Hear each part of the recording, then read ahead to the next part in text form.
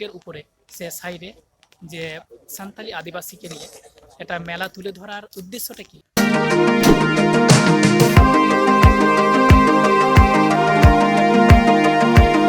Joharé beach perasaana blog iba YouTube channel je thoni sagun dar tobe tihin ro chalo bun chala bun Birbhum Bolpur Santiniketan medical college ते ओना medical college ते चलाना अजे दो नोआ कना जे ओंडे पुस बोंगा मेला हुयु रेना मिटेन मीटिंग मिना ओना मीटिंग रे तबे चलो बन चला आर नोंडे दो आदिपासे आतु रे क्लब साउथे मानतान संथाली समाज रे मानतान गोंके को नेवता हुई कना ओना मीटिंग रे अटेंड हुई कना वीडियो पुरोटा नेल तबन पे आले बेस के तबन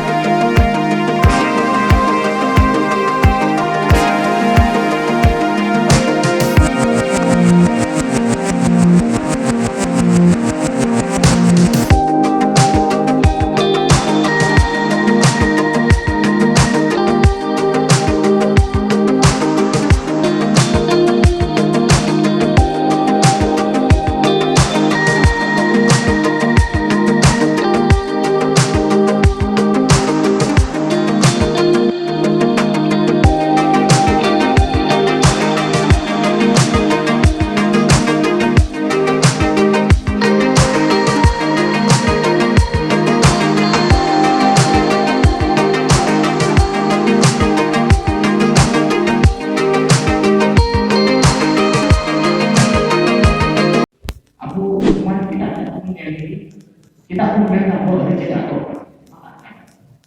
Oleh nanti awak jatuh mah, wajib tahu. Awak jangan ilmu mah. Ilmu orang jatuh mah. जोहार गे गोंके नोडे इन सेटर कना मानतान गोंके मोलयपीर गोंके साउथ इन सेटर कना आर नोडे मिटेन गालमाराव सब हुई कना मीटिंग रो सेटर हुई कना शांतिनिकेतन मेडिकल कॉलेज रे नोडे मानतान गोंके मिटे अडी मारंग मेला साब राकाब कदा सान्थाल आदिवासी को तालाते और नोडे उद्देश्य तो चेक कना जे सान्ताल आदिवासी को तालाते नो मेला साब राकाब रेना मी बार कथा ले सर अपना काছে একটা প্রশ্ন যে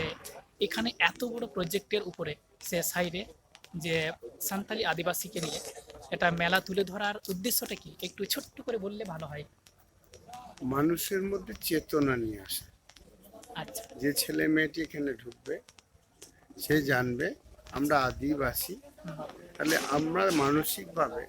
জোর পাবে এবং চেতনা পাবে। আমি মানুষ, আমিও কর্মী হয়ে এর সঙ্গে যুক্ত হতে পারবো বা এই রকম সংস্থা তৈরি করতে পারবো। আচ্ছা, অসংখ্য ধন্যবাদ। নয় বুঝলেন কারণ নোয়া দ শান্তিনিকেতন মেডিকেল কলেজ কানা আর নোয়া ঠাव রেগে আডি মারাং মিটেন प्रोग्राम साब हुई कना जहाँ दो सान्थाड़ बॉयहा को लगे दाराय कान 25 पुस खना गे पुस बोंगा मिटेन सोहराय मेला को सापड़ाव कदा नोडे हा ओना दो इंग्रेजी 10 जनवरी खन 15 जनवरी हेबी बोन नेल जाम दाड़िया जहां कोना वीडियो बोन नेल कना नोडे पे हेज दाड़िया पे नेल कना टाइम सेट रे नोडे गी मिटेन मीटिंग हुईना मीटिंग रे प्रदीप से प्रीतम गोंके लई किदा आरो अडी मारंग मारंग गोंके तक को लई किदा जे नोडे मिटेन अडी मारंग साइड रे मिटेन बॉल फील्ड मिना नोआ फील्ड रेगी मेला हुयु रेना कथा मिना।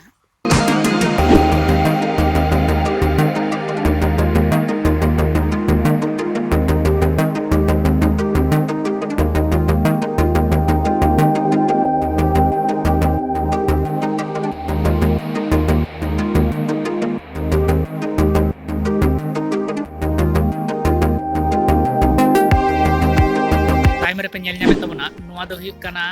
ᱥᱟᱱᱛᱤᱱᱤᱠᱮᱛᱚᱱ ᱢᱮᱰᱤᱠᱮᱞ ᱠᱚᱞᱮᱡᱽ ᱟᱨ ᱱᱚᱣᱟ ᱢᱮᱰᱤᱠᱮᱞ ᱠᱚᱞᱮᱡᱽ ᱨᱮ ᱛᱮᱦᱮᱧ ᱫᱚ ᱢᱤᱫᱴᱮᱱ ᱢᱤᱴᱤᱝ ᱛᱟᱦᱮᱸ ᱠᱟᱱᱟ ᱡᱟᱦᱟᱸ ᱛᱤᱱᱟᱹᱜ ᱜᱟᱱ ᱟᱰᱮᱯᱟᱥᱤ ᱟᱛᱳ ᱢᱮᱱᱟᱜᱼᱟ ᱥᱟᱱᱛᱟᱲ ᱟᱛᱳ ko ᱚᱱᱟ ᱥᱟᱱᱛᱟᱲ ᱟᱛᱳ ᱠᱚᱨᱮᱱ क्लब रेन मेम्बर साथे सदस्य को हवा को थे चिठी वाते चेदा बांग से पारमेन कोरोना परगी सानथाड़ी जहाँ पुस मेला एहब लेना से पुस मेला चला कान थेना विश्व भारती साइड मेलार माठ रे ओंडे मेलार माठ बंद होइते चला काना आर ओंडे मेलार माठ साका मेला बांग हुआ और इन खातिर ते ओना साइड रिगे मिटन मेडिकल कॉलेज में ᱧᱟᱢ ᱠᱟᱱᱟ ओंडे शांतिनिकेतन मेडिकल कॉलेज ना नोआ मेडिकल कॉलेज रे मीटिंग दारायते मिटन अडी मारांग मेला साब राकाब हुई कना जहाँ दो मलयपीठ गंके लई के गया कथा पे आंजम किदा नुई मेन किदा जे नोडे दो रेंगे नाचार सानथार आदिवासी को तालाते मिटन अडी मारांग मेला साब और नुआ मेला रेगे जे जहाँ तिनाग गान के सानथार मेना आकुआ सोहराय परब हिलो खनगे जहाँ दो पुस बोंगा नुआ पुस बोंगा हिलो खनगे मिटन नोडे अडी मारांग बॉल फील्ड रे नुआ बॉल फील्ड रे ओना मेला हुई हा और नुआ मेला रे जतो हर हिजु रिना नेहर से अरदास नेहर तहन कना हिजु पे और नेल दी तबन पे इंग्रेजी दो हुई 10 तारीख खन 15 तारीख हबी बांग्ला दो 25 पुस खना एहब कना 30 तारीख हबी नोंडे को सेटर को तहे कना संथार समाज रे आइमा गे जहां दो भारत जगह मंजी पारगना मानवतान गंके को साउते आइमा मानवतान गंके सिखनत मानवतान गंके को तहे कना और नोआ मेला रे सानथार समाज रेना अरिचली ओलोक पढ़ाव सिखनत साउते उनकुआ कल्चर साब राकाब हुई कना नोआ मेला रे और प्रोग्राम हो साब राकाब हुई कना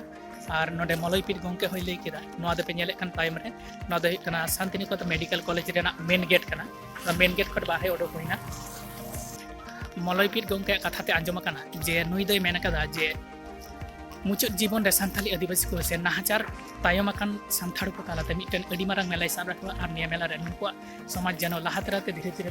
ते बई बई ते लाहा से चलामा 100 कोटी टाका रना प्रोजेक्ट खन हो बढ़ती आरो नितो एहब कना बांग मुचाद अकना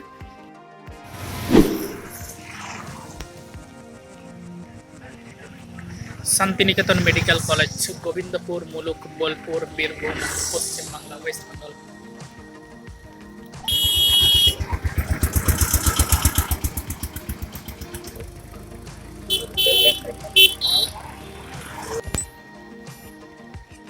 शांतिनिकेतन मेडिकल कॉलेज हास्पिटल उद्योगे शांतिनिकेतन मेला जहाँ दो बादना उत्सव 2023